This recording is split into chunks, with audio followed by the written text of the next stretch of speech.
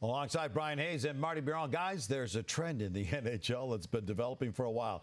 You need multiple capable goalies in order to have success. Tonight, the Oilers are giving Stuart Skinner a rest, and Jack Campbell, of course, still in the minors, so Calvin Pickard gets the nod again.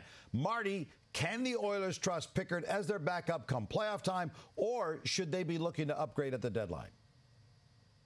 Well, obviously, you're not going to play Calvin Pickard in the playoffs unless Stuart Skinner gets hurt, but it's about, that insurance policy. And yes, I would trust Calvin Pickard right now. I know that historically he hasn't had that, standout performance in the NHL, but this year he's 5-2 with the Edmonton Oilers. He's got a .915 save percentage. He's at a shutout, so I think you can trust him.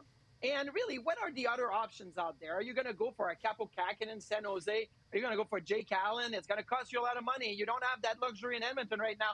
And if there was something of an injury, you can still rely on Jack Campbell a little bit, who's playing better in the AHL right now with a .909 save percentage. So, yeah, I'm not saying that Calvin Pickard is saving the Oilers. Stuart Skinner is going to have to play like a number one like he's been lately. But I think you can trust that Calvin Pickard will get the job done from now until the end of the season. I think that's a pretty big gamble, Marty. I really do. I think this is Edmonton's window right now. This is it. And you need to solidify every possible position you feel you need to solidify. And I think that includes the backup goaltender because, Marty, you said Skinner's going to play unless he gets hurt. What if he doesn't play well? I mean, we've seen that before with goaltenders. We've seen it with Skinner. I mean, this is a young kid that doesn't have a lot of playoff experience. What if he hits a wall? Then you might need to go to Pickard. I don't believe Jack Campbell's going to be a part of that program at any point soon either. So, yes, it may be expensive to try to get Allen, to try to get Marc-Andre Fleury or someone else. I think it's worth the price. You need multiple tickets in net. Unless you have Hellebuck, unless you have Demko. I mean, look at New York right now. It's just Shesterkin and Quick's playing a bunch of games, right? You need to make sure you got that position solidified. I would not gamble with Pickard behind Stuart Skinner. You like them going all in. All right, so the All-Star break hurt a number of top cup contenders. The Oilers saw their winning streak get snapped. The Avs have lost 3 straight. The Canucks just got thumped.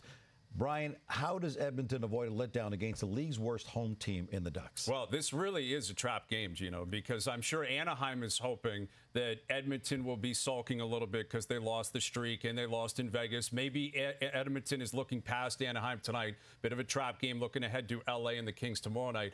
But I think what needs to happen is early and often in this game, the veterans, the best players, the McDavids, the Dreisaitl's, the Hymans, you make sure Anaheim realize that you are angry that that streak came to an end, and they are going to pay the price for it. So if you show up, even with Pickard in net, who's going to likely get the start tonight, do not allow the message to be sent to Anaheim that you're actually still concerned with what happened in Vegas or thinking about what's going to happen tomorrow in L.A. I think this is a perfect example for Edmonton to realize, okay, we didn't get to 17 straight, but we can get to 17 of 18, and then 18 of 19, 19 of 20. That's still great hockey. Teams in the West, like you mentioned, the big boys are starting to lose. Edmonton's still got an avenue here to move up the standings, and if that's going to happen, you've got to beat a team like Anaheim in Anaheim. And for me, it doesn't matter that you're playing the Anaheim Ducks. You could play the Vancouver Canucks or the Boston Bruins right now. The Oilers have to look internally and say, how do we continue to have the success that we've had over the last 17 games? And it's not unfortunate. They lost to a really good Vegas team and a really good goaltender in Adin Hill. Well, now focus on yourself. 14 of the last 18 games, the Oilers have given up 2 goals or less. I mean, that's pretty impressive. Keep focusing on the defensive side of the game. Don't think that because it's Anaheim, you'll go out there and score 8 goals and try to win 8-5. That's not how you're going to be successful in the playoffs, and that's not how you've been successful over the last 17 games. So focus on yourself. It could be Boston. It could be Vancouver. It could be the Montreal Canadiens of the 70s. Focus on yourself. Don't worry about the opponent. Yeah, and they need Connor McDavid to continue showing the way. He's always one to watch. Tonight is no exception. He's got 6 points in 2 games against the Ducks so far this season.